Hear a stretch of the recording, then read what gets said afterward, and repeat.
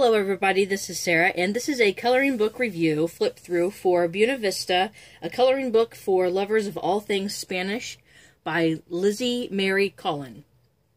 This is her latest book.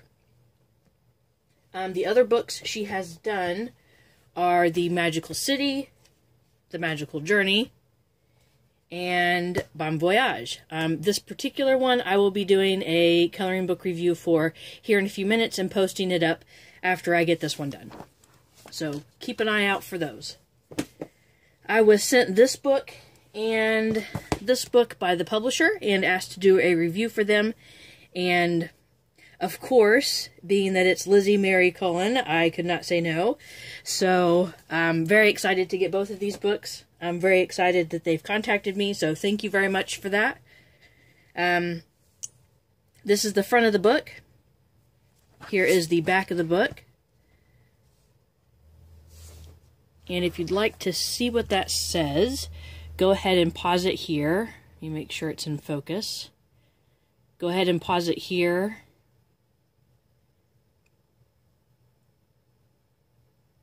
And then if you need the ISBN number, it is over here.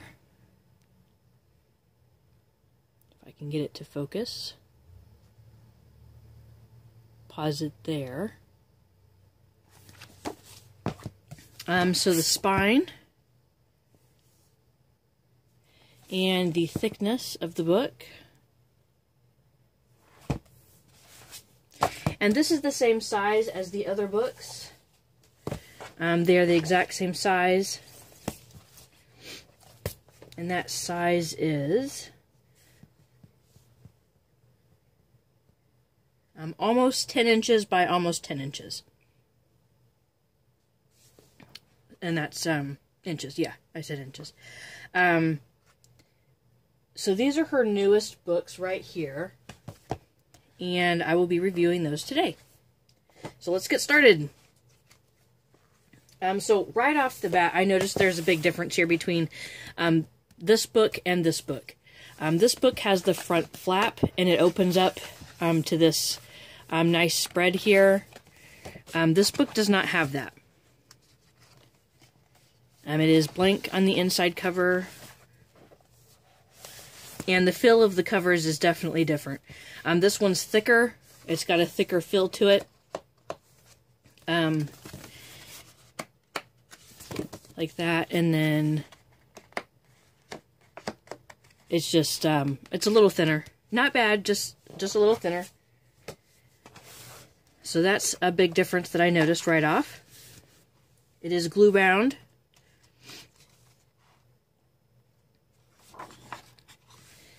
And then you have the publication page and a nameplate page, which I believe is the same format pretty much. This one, she tells a little bit about what's inside the book, and then there's a map. So it's got a little bit more forward here than this one has.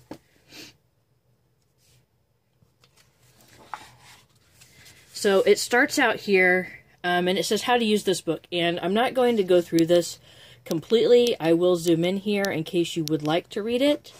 But basically, the gist of it says there is something hidden on each of the pages, and you can find those.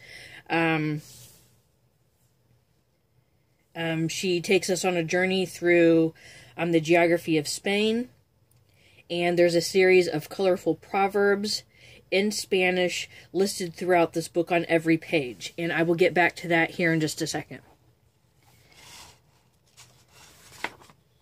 So let me zoom back out here.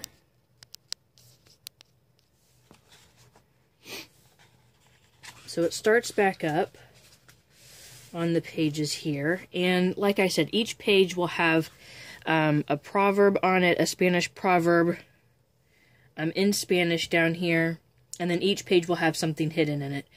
For example, I'm only going to show you guys two things that are hidden on these front two pages here, just to give you an idea of what it is, but I'm not going to ruin the whole book for you. So right here is a little axe. If you can see that, hidden in the page. And then on this one, it's very hard to see here, but I don't know if you can find it or not. But right here is a sewing needle and thread, which is pretty cool, right there. Took me a second to figure that out. So back to the Proverbs. If you flip back to the very back of the book, back here is going to have an index, and it's going to show you the pages that each one of these are on. And I'm going to zoom in just in an area here to show you. So it has the translation of the Proverbs. Like on page 1, it says this on the page, and the translation is every pig gets his, I don't know what that word is. And then the English equivalent would be everyone gets their just desserts. So, so it kind of translates that, the literal translation, and then what the English equivalent of that proverb would be for each page. It goes through that in the back of this book. So that was really cool. I was glad to see that on there, because I flipped through it the first time and I thought, oh no, I have no idea what this book says, and I was so upset. And then I finally got to the back and I'm like, oh, okay, that's cool. So let me do the flip through here. I want to say that the paper quality is the exact same as the other books that she has done. It's still that kind of really thin cardstock type paper, or really thick copy paper kind of feel to it. So that is the paper quality. And this book would be good for a lot of different mediums because of the paper quality. It would be good for gel pens. It would be fine for watercolor. I've used watercolor in these books. And I will show you quickly in the Magical City. This page here, it's the same paper quality as the other book. This is the Magical City, and this is a lot of it's done in watercolor, and I've had no problem with it. The grass and the sky and the sun, all that was done with watercolor, and I've had absolutely no problem with it. Even the page, the back side of this page, has a little bit of ripple in it right here, but it's not bad.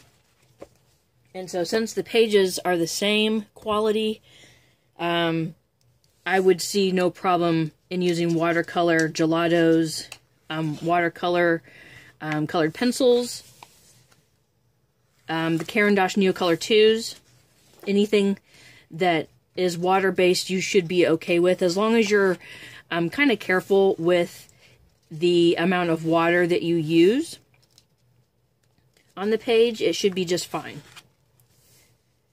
And I am flipping through these just a little quicker than normal. My battery is not completely charged, and I apologize for that. I'm going to try and be aware of that before I start filming again. So other things you can use in these books would be gel pens, fine liners, felt tip pens would be fine. I would not use alcohol-based markers. The pages are just too thin to withstand that and not ruin the back of your page. This book has a lot of pages in it, and it's pretty thick book. One big difference I've noticed in this book versus the other books that she's done, excluding All Things French, because I've not done that review yet, but comparing them to the Magical City and the Magical Journey, a lot of these pages in these books are like page spreads like this. They cover the whole page. There's not a whole lot of them that doesn't cover the whole page. There's just a few, like this one doesn't cover the whole page around the outside. And this one kind of takes over just a partial page. But there's just a few of those in these books, in those particular books, the Magical Journey and the Magical City. The Buena Vista book here, most of the pages are not filled up. And that's one thing I noticed that I was a little disappointed with. I love her work. I love Lizzie's work. It's one of my, well, it is my top favorite work as far as illustrator goes with the coloring books. But I felt a little disappointed with this book just because it didn't cover the whole page. But, you know, you get a lot of pages, and that's kind of compensated that way. I was expecting a lot more cityscapes, kind of like what she's done in the other books. And there's just not as many cityscapes in this book. Which is okay if you like the stuff that's in here. I like it. I think it's great. I will definitely enjoy coloring this. I was just expecting more of this and not necessarily a lot of this. So that's one big difference I can say. But it's not bad.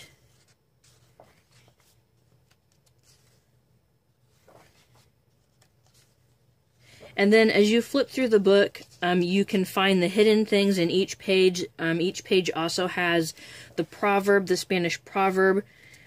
And in the back of the book, the very back, you will have an index of the translations of the proverbs like I went through earlier.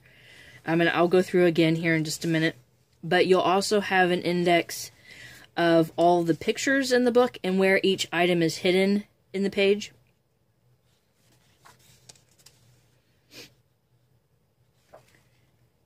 So here's the translations again, and it goes through all the pages. And there are 82 pages in this book. It's a very thick book. So that is really cool that there's so many pages. And then the hidden, it says hidden elements of the book is here. And I'm going to zoom in a little bit to show you that it will circle each item on the page where it's hidden at.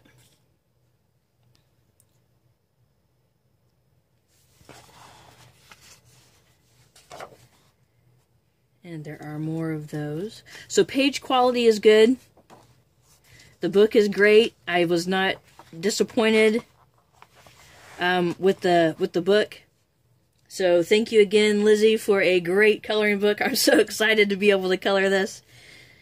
And then in the very back, the last page, it says, if you've enjoyed this book, you'll love Bon Voyage, a coloring book for lovers of all things French. And that I will be doing a review for coming up here in just a few minutes. If you're watching this and you don't see that one up, it will be loading within the half an hour of watching this video. So this is pretty cool. I've really enjoyed reviewing these coloring books. Just a few differences again between this book and the Magical Journey book and the Magical City book. The front flap is different. The cover quality is different, and there's not as many complete landscape kind of pictures in here. But on the back, it kind of explains that. It says you'll be able to color different things like iconic urban spaces, symbolic ornaments, heritage villages, and romantic patterns. And so it does explain that it's not like the other books. And this is more of a cultural kind of thing instead of just a coloring book of different cities. This is taking you through the culture of Spain. So that's a big difference than having a journey through different things. So I wanted to be sure I clarify that on here. This is more of the culture, at which hence you get the proverbs and different kind of drawings and things like that. So anyway, thank you so much for watching. Don't forget to be kind to one another, and happy coloring.